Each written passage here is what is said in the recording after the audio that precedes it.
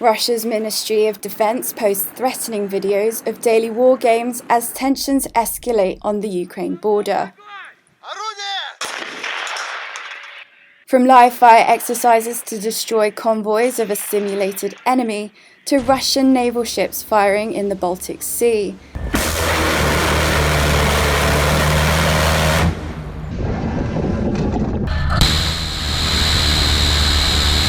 The official line is that these are Russian military exercises. Russia denies planning an attack.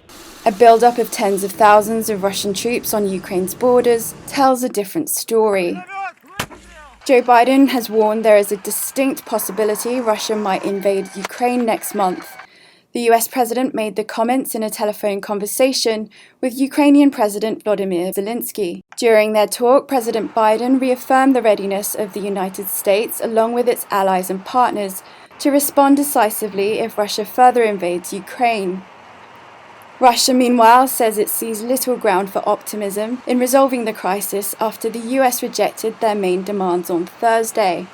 The demands include a ban on Ukraine entering NATO and a limit to the deployment of troops and weapons to NATO's eastern flank, in effect returning NATO forces to where they were stationed in 1997 before an eastward expansion. So why is this so important to Russia? I don't think it's because it feels threatened by NATO. Russia's military is significantly more powerful than almost any NATO allies in Eastern Europe. I think what Russia is trying to do here is to prevent democracies, stable, prosperous countries from emerging on its borders, because then the Russian people might say, well, hey, why can't we be like that? Why can't we be stable and prosperous? Why are we living under this stale, kleptocracy that Mr. Putin has imposed on us? As the West bolsters Ukraine's defences and NATO fighter jets arrive on its eastern flank, Russia cries accusations of provocation. Well, I think for Mr. Putin, everything is a provocation. He will seize on anything he can to construct it in such a way that it becomes provocative towards Russia.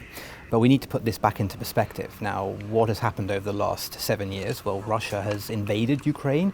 It has annexed the Crimea illegally. He's stirred up conflict in the Donbass region.